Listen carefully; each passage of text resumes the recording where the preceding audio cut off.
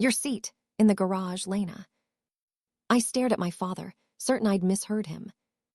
Dad stood in the middle of my parents' beautifully decorated backyard, holding a metal folding chair like this was completely normal. Behind him, nearly 80 guests were settling beneath strings of warm lights, champagne glasses catching the glow. The garage, I asked. He pointed toward the open door. Inside, beside storage shelves and cardboard boxes, was a tiny folding table. One chair. Mine. It's just for extended family, Dad said. I actually laughed once. Dad, I'm your daughter. How am I extended family? His expression tightened. Please don't make tonight about you. That was when I looked past him and saw my cousin Tyler sitting comfortably beside my mother. Tyler, the same cousin who had stolen almost $4,000 from my parents and had once been banned from their house. Apparently, he was family. I was. And suddenly, the expensive anniversary gift in my hands felt very different. My name is Lena Carter. I'm 31, and for most of my life, I'd been the daughter who made things easier. When Mom needed help coordinating their 35th anniversary, I called vendors, confirmed the caterer, handled decorations, and quietly covered deposits when Dad complained the costs were getting out of control. I hadn't done any of it for recognition, but I hadn't expected to be seated beside a lawn mower either. Richard, Mom called from the patio. Dad glanced toward her. She had seen us. Our eyes met, and for half a second I expected her to walk over and say there had been a mistake. Instead, Mom looked down and adjusted a napkin. That hurt more than Dad's chair. Then I noticed my younger brother, Evan. He wasn't simply seated inside. He had one of the most prominent places at Dad's table, surrounded by several people I recognized from Carter Event Rentals. Business contacts. Beside Evan's plate was a printed anniversary program. One line caught my attention. Special toast, the next generation. I looked at Dad. What's that? He immediately shifted between me and the table. Nothing you need to worry about. 2 weeks earlier, Dad and I had argued after he asked me to loan Evan another $10,000. I'd finally said no. At the time, Dad called me selfish. Standing there now, I wondered if this was my punishment. You're doing this because I stopped giving Evan money. Dad's jaw tightened. Everyone is waiting, Lena. Just sit down. He pushed the folding chair slightly toward me. I looked through the garage. No other relatives were there. Not one. That was when something inside me finally clicked. I set my gift down for a moment, folded the chair, and leaned it against the garage wall. Then I picked the gift back up. Lena, Dad warned. I turned toward the driveway. Extended family, I said, loud enough that several nearby guests stopped talking. Fine. Dad's face changed. I raised the gift slightly. Extend this. Then I walked. Lena. Mom came running after me, in front of everyone. I kept moving toward my car, but one question followed me all the way down that driveway. If Dad simply wanted to punish me for refusing Evan money, why was he so desperate to keep me away from that particular table and that particular toast? Lena, wait. Mom caught up with me just as I reached my car. I unlocked the door, but she grabbed the edge before I could open it fully. Please, she whispered, don't leave like this. I looked past her toward the backyard. A few relatives were pretending not to watch us. Like what, Mom? Like someone Dad just seated in the garage. It's temporary. There wasn't another person sitting there. Her eyes dropped. That told me enough. Just stay, she said. Please, for appearances. I stopped reaching for the door. For appearances. Mom immediately looked like she wished she could take the words back. So appearances matter, I said, but your daughter being put beside storage boxes does. Your father has something important planned tonight. It involves Evan and some people from the business. He doesn't want anything complicated. My hand fell from the door handle. What could I possibly complicate by sitting at my parents' anniversary dinner? She didn't answer. And suddenly, I remembered something. For months, Dad had repeatedly asked whether anyone knew about the money I'd put into Carter event rentals. I had always given him the same answer. No. I'd assumed he was embarrassed that his daughter had needed to help save his company. Now I wasn't so sure. I stepped closer to Mom. Was my name originally on that seating chart? Silence. Mom. She swallowed. Yes. Where? Beside me. My stomach tightened. So Dad deliberately removed it. He changed things this morning. Why? Mom glanced toward the backyard. Then, barely above a whisper, she said, "He told me Lena cannot be at the family table during the toast." I stared at her. This wasn't punishment over Evan's loan. The garage had been planned. What exactly is Dad planning to say? Before Mom could answer, applause exploded behind us. We both turned. Through the open gate, I could see Dad standing beneath the lights with a microphone in his hand. Evan stood beside him. Dad had started the presentation early. Mom's face went pale. I slowly closed my car door. Then I turned around and walked straight back toward the party, the anniversary gift still in my hands. By the time I reached the gate, Dad was already halfway through his speech. "Family is about showing up when things get difficult," he said into the microphone. Nearly 80 guests faced him. I stayed at the edge of the patio, still holding the gift. Dad put one hand on Evan's shoulder. And this past year, one person showed me exactly what that means. My son stepped up when this family needed him most. Applause broke out. Evan smiled weakly. But when his eyes found mine, that smile disappeared. Dad continued. 6 months ago, Carter Event Rentals was facing one of the hardest periods in its history. Evan helped us turn things around. My fingers tightened around the gift. Now I understood. Dad wasn't keeping me away from dinner. He was keeping me away from the speech. He also helped secure a major corporate account, Dad announced, one that could change the future of our company. More applause. Evan stared at the ground. I said nothing. Then a woman near the front table turned toward the gate. Her face brightened. "Lena." Dad stopped speaking. Melissa Grant stood from her chair. She was the procurement director, whose team I had spent weeks negotiating with. "I didn't know this was your parents' anniversary," she said. Several heads turned toward me. Dad's grip tightened around the microphone. Melissa smiled at the guests.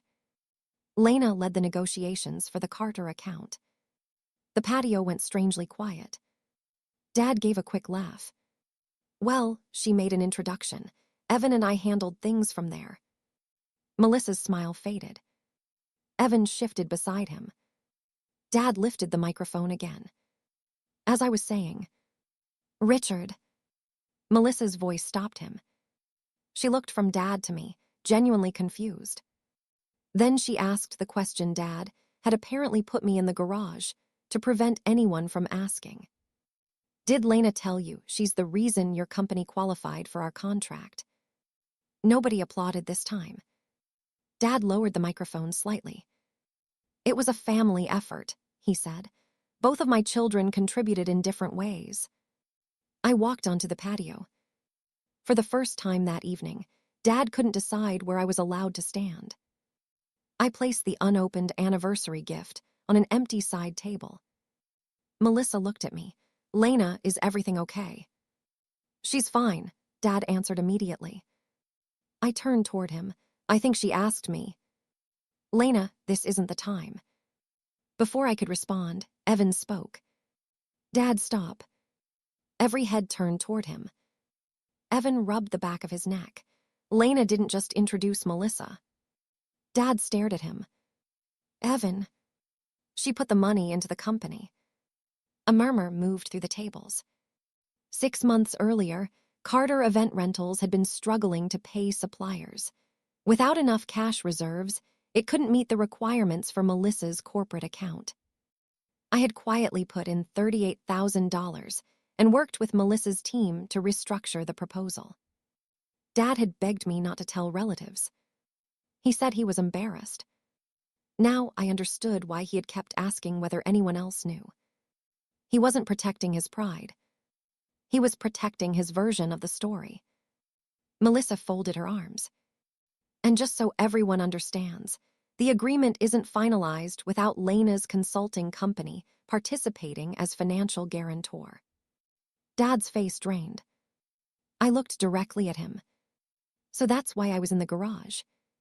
He opened his mouth. Nothing came out. You needed me out of sight while you told everyone Evan saved the company. Mom had followed me back onto the patio. She stopped when she heard that. Around Dad, people began shifting awkwardly away. Even Tyler looked toward that lonely folding table inside the garage, then back at me. Dad raised the microphone. This is being blown completely out of proportion. Mom walked straight up to him. She took the microphone from his hand. Dad stared at her. For once, she didn't look away. Richard, she said, her voice carrying across the entire backyard, tell them why our daughter wasn't allowed at this table. Dad stared at Mom like she had broken some private agreement between them. Diane, give me the microphone. No. I had never heard Mom say that word to him so firmly. She looked at me, then toward the garage. Lena had a seat beside me, she said. Her name was on the seating chart until this morning. Dad's face tightened. Mom continued. Richard moved her after Melissa, and the other business guests confirmed they were coming. There it was. Not a seating mistake. Not a shortage of chairs. Not even punishment, because I'd refused to give Evan another loan. Dad had needed me gone, because my presence threatened the story he intended to tell. I looked at him. You put me in the garage so nobody would ask why the person who actually saved your company wasn't mentioned in your speech. I was trying to position Evan for the future, Dad said. At my expense. He needs the opportunity more than you do. That answer silenced even the relatives who had been whispering. I nodded slowly. So because Evan needed help, I needed to disappear. That's not what I said. It's exactly what you did. Evan stepped forward. Lena, I'm sorry. I looked at him. I knew Dad was going to make my role sound bigger than it was, he admitted. I didn't know he was putting you in the garage, but I should have stopped the speech anyway. Mom glanced toward Dad. You turned our anniversary into a performance, she said, and you humiliated our daughter to make it work. Dad reached for the microphone, but Mom pulled it away. I turned to Melissa. There's something I need to make clear about the contract. Dad immediately stepped toward me. Lena, don't. That was almost unbelievable. Minutes earlier, I hadn't been important enough for a seat. Now suddenly, my decisions mattered. I'm withdrawing my company as guarantor under the current arrangement, I said. Dad's face dropped. You can't do that here. I can do it anywhere. Nothing has been finalized. Melissa nodded. She's correct. Dad looked at her desperately. Melissa remained professional. We can reconsider once the ownership structure, financial responsibility, and Lena's actual role are documented accurately. But we're not proceeding based on what I heard tonight. The business deal Dad had been celebrating was no longer his to parade in front of everyone. And I hadn't destroyed his company. I had simply stopped carrying it while he pretended someone else was doing the lifting. I walked toward the side table and picked up the anniversary gift. Dad watched me. You're taking that too? Yes. He gave a bitter laugh. Fine. He had no idea what was inside. Months earlier, when I loaned Carter Event Rentals $38,000, Dad signed an agreement requiring the company to repay me. There was still a balance. For their 35th anniversary, I had planned to forgive it.